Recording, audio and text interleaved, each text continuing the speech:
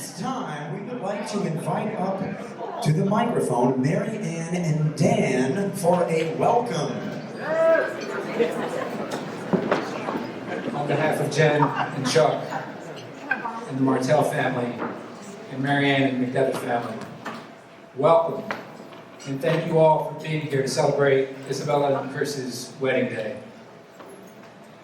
We're particularly glad, or whether you've come from across the town or across the country, we're particularly glad that the people who mean the most to Isabella, Chris, and their families are here to celebrate this special day. Before I go too far, I should probably say that Isabella and Chris made wedding planning easy on us. All Isa wanted to do was get married to Christ the King. All Chris wanted to do was have a party. We took care of Isabella's wish earlier today. It's now up to all of us to make sure that Chris's wish comes true. And knowing what I know about this group, I think we can get that done. So you often hear Marion and I say that we don't believe in coincidence. We believe most things happen for a reason. And so I don't think it's a coincidence that Isabella and Chris decided to get married at this time of the year.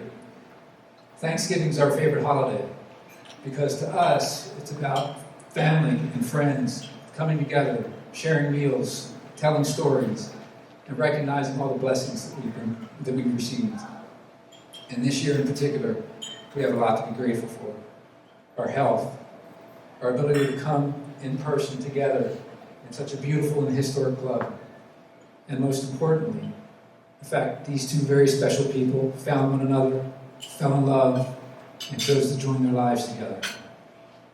So who have we come to celebrate?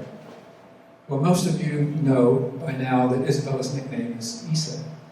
But what many of you probably didn't know, at least before you opened your wedding invitation or read the program, was that her first name is Maria.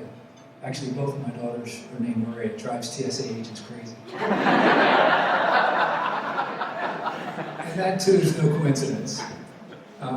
My family and Marianne's family have a special devotion to the Blessed Mother, not just because we both went to and met in Notre Dame. So it was only natural when Isabella came into our lives that we gave her a name that was important to our families. But what we couldn't have known then was how she was blessed with so many of the same qualities that are associated with Mary. A quiet strength, rooted in an abiding faith, humility, and a willingness to love and serve others without drawing attention to herself. I once wrote about Isabella when she attended Mary's school, that while she might not have been the first person that her friends would look for at a party, she was the last person they'd want to be without if they had a crisis or needed a true friend. And I think those words still apply. But she's not just all grace and light. She is a fierce competitor, particularly in board games. Thank you very much. She is oddly fond of pratfall humor. She's usually not laughing unless someone's injured just a little bit. She loves wine, and she loves coffee, and she loves literature, and she loves bookstores of all kinds, particularly those that sell used or antique books. She hums like her papi used to, and she sings off key like her brother. And she never remembers any of the lyrics to most of the songs she sings. But that doesn't stop her from singing. Nor, like her sister, is she easily deterred from laughing, or for that matter, loving. Which brings me to Chris. Isabella once told Marianne and I that the most important thing she was looking for was someone to make her laugh. So I knew I had something to worry about when he came to the house to pick up Isabella for one of their first dates, wearing nothing but a donut shirt and a smile that would charm any mother. But he walked right up to me, looked me dead in the eyes, shook my hands, and said, "Nice to meet you, Mr. McDevitt." And I saw then an earnestness and a seriousness that, quite frankly, took me by surprise, coming from someone commonly referred to as Maris Marty. But serious he was and is about Isabella and about his and their future.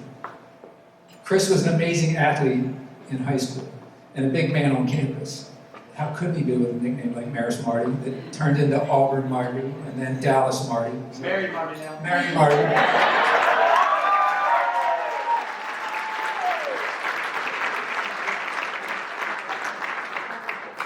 But we quickly saw a different side of him. Since then, we've gotten to know and love Chris as what we call a nerd hero, which, coming from the McDevitt's, that's the highest compliment.